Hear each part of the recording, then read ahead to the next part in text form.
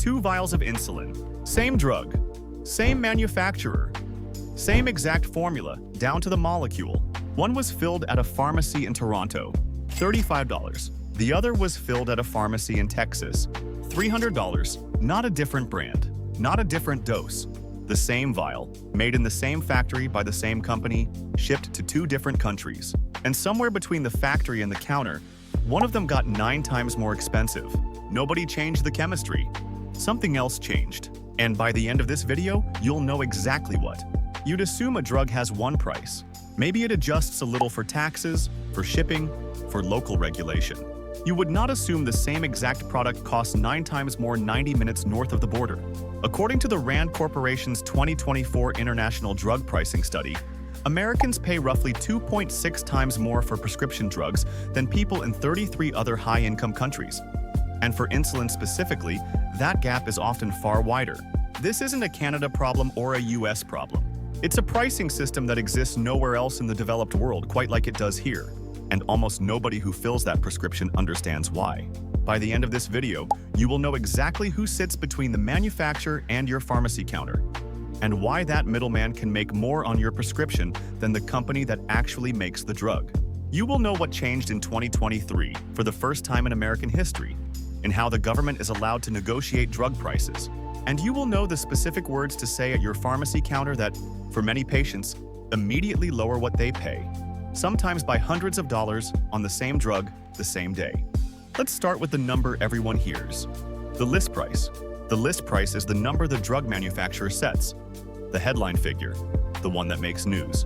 For a standard vial of a common analog insulin, the list price in the US is around $300. Here's what most people don't know. The manufacturer almost never receives that full $300. A large share of it gets paid out before the vial ever reaches you, to a company you've probably never heard of: a pharmacy benefit manager, or PBM. PBMs were originally created to negotiate lower drug prices on behalf of insurance companies. In practice, they've become something closer to toll collectors sitting in the middle of every transaction. This happened to Elena, a type 1 diabetic in Texas, who switched insurance plans in 2022 and watched her monthly insulin cost jump from $40 to $340 overnight, with no change to her prescription, her dose, or her diagnosis. Her new plan used a different PBM. That single switch changed everything she paid. She didn't know PBMs existed until she called her pharmacy in confusion. Most people never learn their name. Here's how the system actually works. A manufacturer sets the list price, $300 in our example. PBMs negotiate a rebate from the manufacturer in exchange for placing that drug favorably on an insurer's covered drug list, called a formulary. That rebate can be substantial, often 40 to 50% of the list price for insulin specifically, according to data compiled by the American Diabetes Association.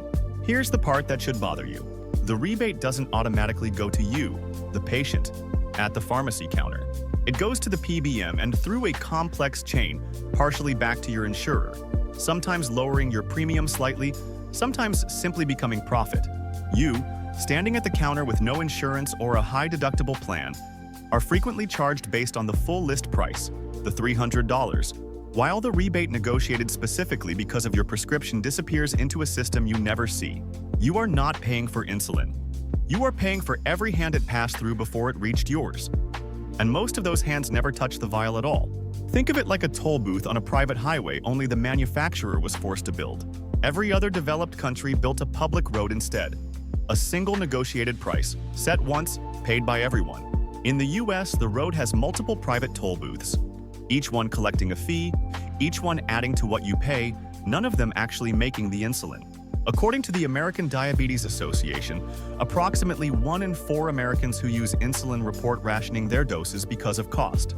Insulin rationing can cause diabetic ketoacidosis. It can be fatal. This is not a hypothetical economic inefficiency. It is a pricing structure with a body count. So now you know who the PBMs are, and why the list price and your actual price are 2 different things entirely. But there's a reason this system was allowed to exist unchecked for so long. A single piece of federal law that, until very recently, made all of this completely untouchable. In 2003, Congress passed the Medicare Modernization Act. Buried inside it was a clause that explicitly prohibited Medicare, the largest single purchaser of prescription drugs in the country, from negotiating prices directly with manufacturers.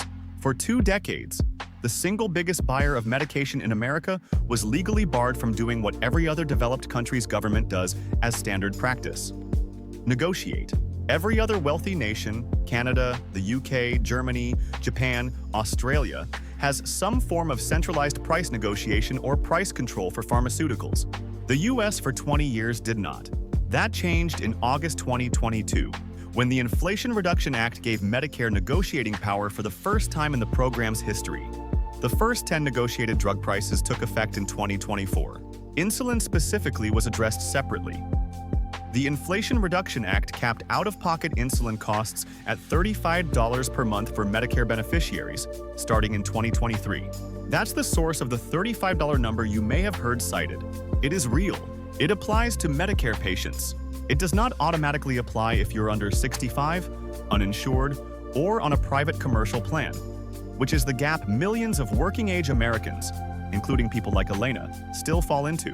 Several manufacturers facing public and political pressure separately announced voluntary price caps around the same time. Eli Lilly, Novo Nordisk, and Sanofi all capped some insulin products near $35 per month for many patients in 2023 and 2024. That is a meaningful shift.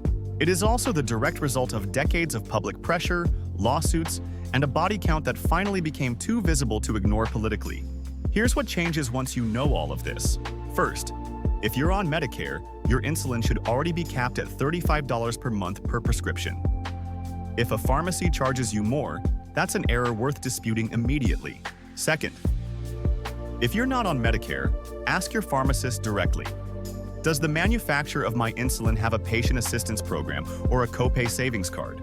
Eli Lilly's Insulin Value Program, Novo Nordisk's My99 insulin program, and Sanofi's patient assistance programs can bring costs down dramatically for eligible patients.